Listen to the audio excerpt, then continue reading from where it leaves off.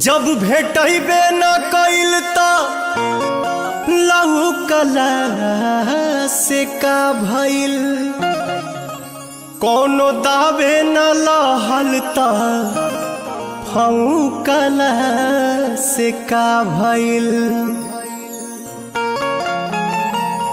ऐसे तो डाढ़ पत फर के फुलाइल होखे,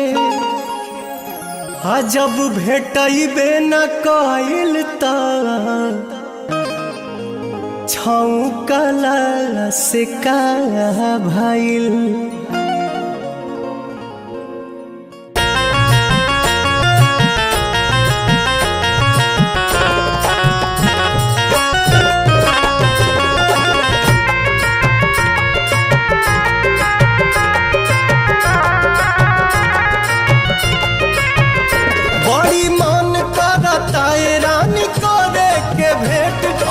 कॉलेज सवेर तोहर करब हम वेट,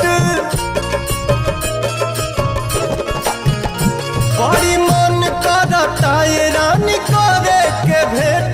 अइहा कॉलेज सवेर तोहर करब हम वेट, जवन भइल रहे गलती न फेर होई हो।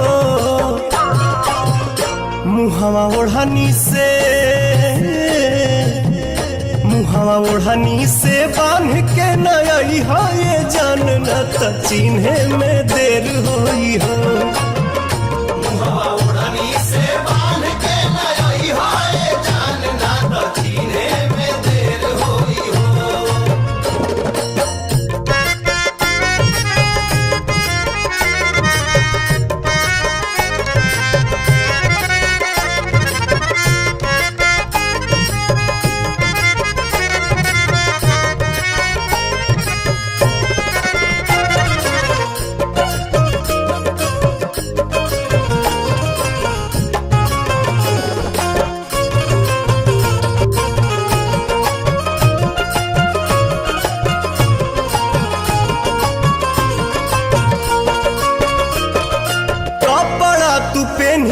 चटक पियर रंग के हथवा में ले ली हम मोबाइल सैमसंग के।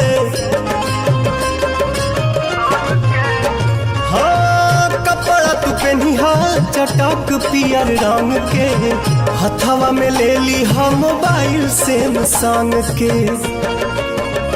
कॉल करी हम फिर बात ढेर होई हो। मुहवा ओढ़नी से बांध के नई हो, ये जान न त चिन्हे में देर होई हो।